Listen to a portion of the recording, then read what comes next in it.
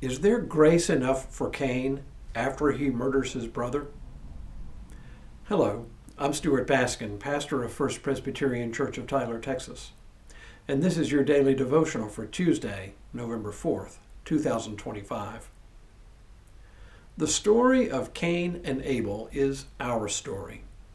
It is the story of diminishment and of estrangement.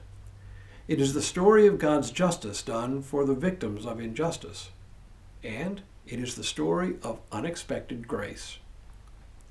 The story is simple enough. Two brothers present offerings to God. God refuses Cain's offering while accepting Abel's. Cain becomes angry. But instead of his anger being expressed towards God, he vents his anger on his brother, apparently out of jealousy. Though his brother Abel has done him no wrong, Cain murders him because of his fierce anger and jealousy.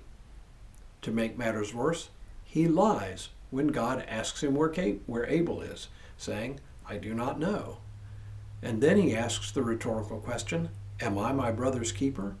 thus denying that he has any responsibility for his brother's well-being. Then Abel's blood cries out for justice, and God hears the cry for justice, and God answers that cry for justice. God banishes Cain from the land and makes him a fugitive and a wanderer. But this is not the end of the story. The story ends on a note of grace, as only a Bible story can. We read, "Cain said to the Lord, 'My punishment is greater than I can bear. Today you have driven me away from the soil, and I shall be hidden from your face. I shall be a fugitive and a wanderer on the earth, and anyone who meets me may kill me.' Then the Lord said to him, 'Not so. Whoever kills Cain will suffer a sevenfold vengeance.' And the Lord put a mark on Cain, so that no one who came upon him would kill him.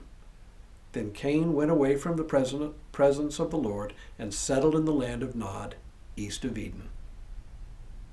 You see, God takes pity on Cain.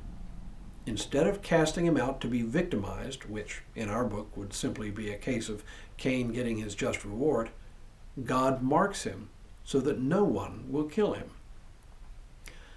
So I have to make a brief digression here from the story because this idea of the mark of Cain has been distorted and abused over the centuries.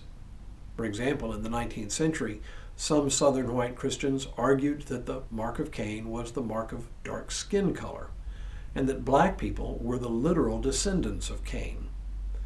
They used this false belief to justify slavery and the treatment of blacks as lesser beings. It must be said over and over again that this belief was and is an insidious lie, every bit as serious as Cain's murder of Abel. The fact is, the Bible doesn't say what kind of mark God marked Cain with, and it's not really important to try to sort that out. What is clear is that whatever the mark, it was meant as a warning to others not to kill Cain. It is God's grace at work. It is a figure of speech to say that even in executing justice and punishing Cain, God also acted to protect Cain from the vengeance of others. God acted in mercy to protect Cain from harm that might come upon him from others.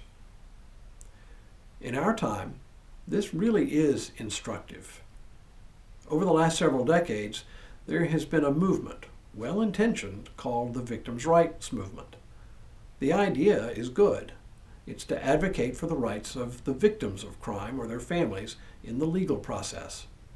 All sounds good, and it is in part a reaction to a 1973 Supreme Court decision declaring that crime victims have no standing in criminal cases. That sounds bad, until you consider Cain. The idea of protecting a criminal from mob justice is at the root of this biblical story. Let's face it, no one likes criminals, especially those who have committed especially heinous crimes. Throughout history, such criminals have often fallen victim to mob justice. It's just emotionally satisfying.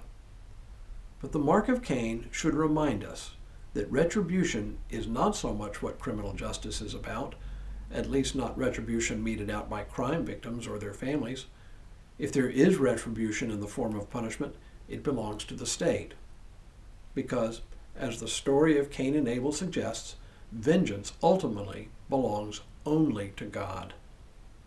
This is hugely important for us, for even those who act unjustly are not beyond the reach of God's grace. It is not that God diminishes the seriousness of Cain's crime, but rather that even after acts of injustice, reconciliation is still possible and people still belong to God. Now may God continue to bless you and keep you in all that you do this day and in all the days ahead.